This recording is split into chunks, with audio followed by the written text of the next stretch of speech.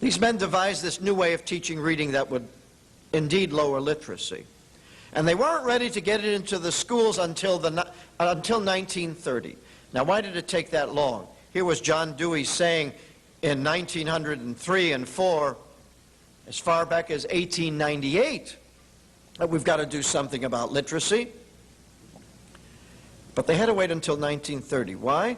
Because it took that long for the progressive educators who had fanned out from Teachers College, Columbia, and the University of Chicago, had fanned out all over the United States to the graduate schools of education, had attained high positions, sometimes as presidents of universities, and had trained a sufficient number of superintendents so that then they could be placed in all of the school districts of America, or in most of them. The superintendents were heavily indoctrinated by the progressives because every year they had their convention, and I've gone through the entire record. I've read the speeches given at these conventions in the 1920s and the 1930s, and these superintendents were bombarded with an endless indoctrination on the glories and beauties of socialism.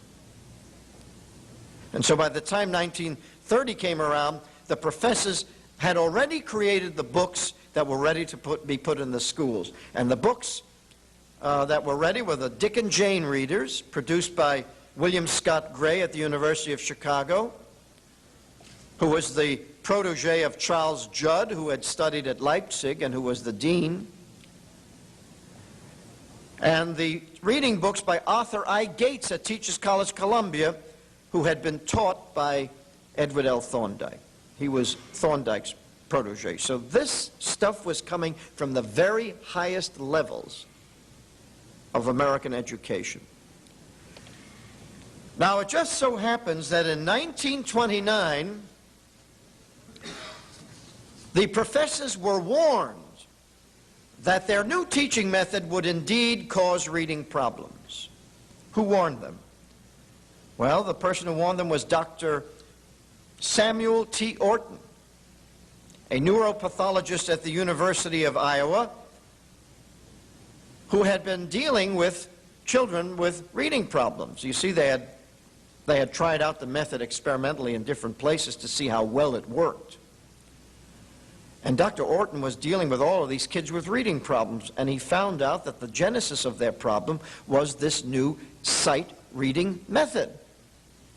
And so he wrote an article that was published in the February 1929 issue of the Journal of Educational Psychology.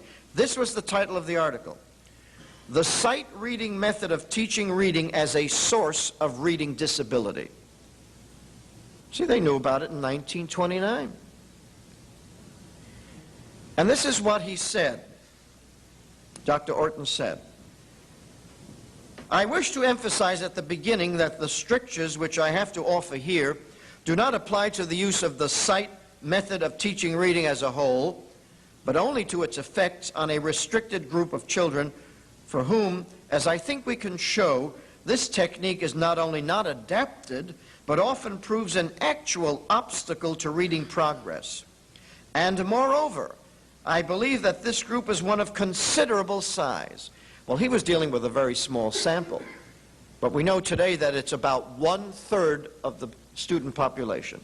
1/3. That's a lot of students, 1/3. And because here, faulty teaching methods may not only prevent the acquisition of academic education by children of average capacity, but may also give rise to far-reaching damage to their emotional life. Well, you couldn't be clearer than that. Now, you might say, well, maybe the professors did not read this article. Well, they had to read it because it was published in their own magazine. The Journal of Educational Psychology was the only such journal in the United States, and it was being edited by the very professors who were creating these new teaching techniques. Well, what did they think about Dr. Orton's article? Why did they publish it?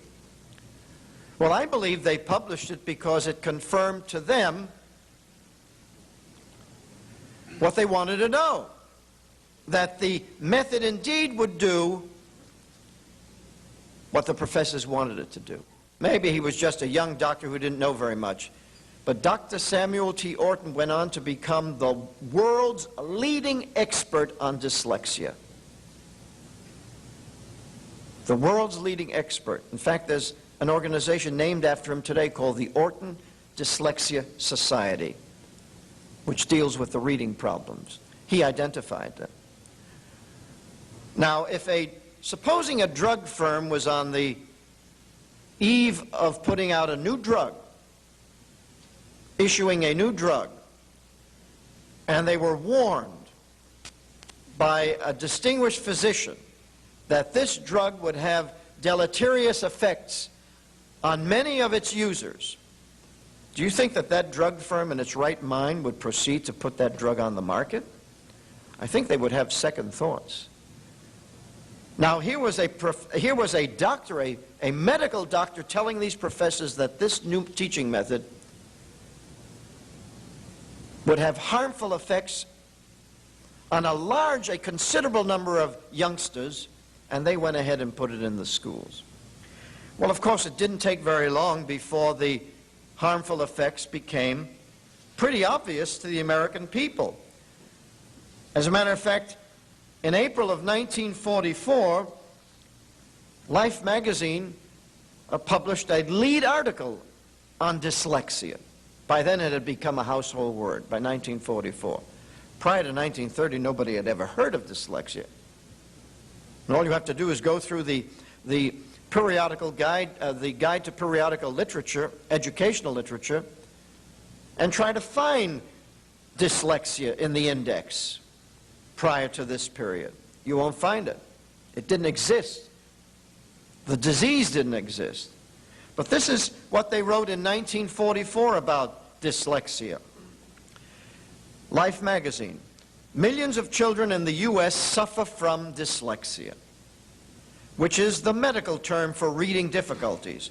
It is responsible for about 70% of the school failures in the 6 to 12-year-old age group and handicaps about 15% of all grade school children. Dyslexia may stem from a variety of physical ailments or combination of them. You see, the editors obviously went to the professors and asked them, well, what is causing all this dyslexia? What's causing the problem? Well, these are the causes that the professors gave. They said it is caused by glandular imbalance, heart disease, eye or ear trouble, or from a deep-seated psychological disturbance that blocks a child's ability to learn. Isn't that interesting? Heart disease is a cause of reading difficulties. The article then described the treatment given a young girl afflicted with dyslexia, thyroid treatments, removal of tonsils and adenoids, exercises to strengthen her eye muscles. That's interesting. I suppose they hung little weights on her eyes and had her do exercise until she developed bulging muscles to help her read.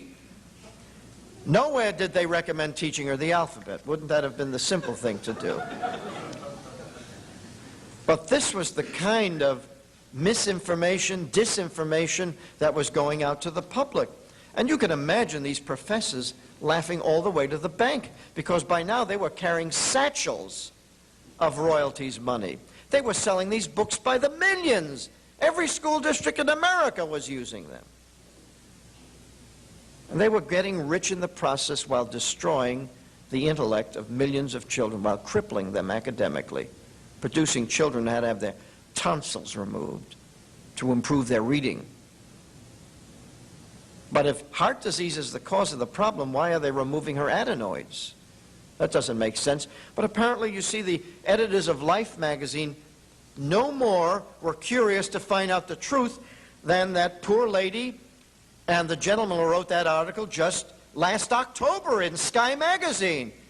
She actually thinks that there's a new evolutionary trend going on. Can you believe it? Mutations, genetics, they'll think of anything. And the public seems to just accept it. The public seems to just, swallow this stuff. They're so gullible. And the educators You know, they've been deceiving the public so long they take it for granted. They don't even, blink an eye when they give out with these stories of how defective American children are with our epidemic. And to prove to you that the method used in the schools is the method devised by these animal trainers or animal training techniques, let me read to you what Professor Walter Dearborn of Harvard University said about how we teach reading. He wrote this in 1940. Now this comes from the top, Harvard University. You can't get any higher than that. And Walter Dearborn got his PhD from Thorndike at Teachers College. This is what Professor Dearborn wrote. The principle which we have used to explain the acquisition of a sight vocabulary, and if you remember, a sight vocabulary is a list of words that the child has to memorize without knowing the sounds of the letters. The principle is, of course, the one suggested by Pavlov's well-known experiments on the conditioned response. This is as it should be. The basic process involved in conditioning and in learning to read is the same. Well, there you have it. We are teaching children to read English as if they were dogs. Now, I submit that there is a bit of a difference between a dog and a child. You see, when a dog enters the first grade, what does the dog say? Arf, arf, right? And let us assume that that dog is socially promoted right through to the 12th grade and holds out his paw to receive his diploma at graduation. And what does he answer to the professor handing him that diploma? Arf, arf. In 12 years, that poor canine has not learned a single word of English. Isn't that amazing? But a child comes to school at the age of 6, the first grade, with a speaking vocabulary of between 5,000 and 35,000 words. Can you believe it? Can you believe that some children at 6 have a speaking vocabulary of 25,000 words? A minimum of 5,000, they say. Wow. That little kid's an intelligent human being. And the human child starts teaching himself to speak his own language virtually at birth. And so by the time he is 6 years old, he has developed his auditory and verbal skills to such a high degree that he's got a speaking vocabulary of between 5,000 and 35,000 words. And he's done it all by himself. He's literally taught himself to speak his own language all by himself, without the help of Sesame Street, without the help of cartoons. He's a very serious learner. He doesn't go around asking, are there any pictures? Children don't ask for pictures. They are listening very closely and they are learning. Very serious learners, very intelligent. And so when a youngster enters school at 6 years old and has taught himself to speak his own language, he feels pretty confident that he can learn to read. Wouldn't you? I mean, is it more difficult to learn to read than it is to teach yourself to speak your own language at the age of 2 and 3?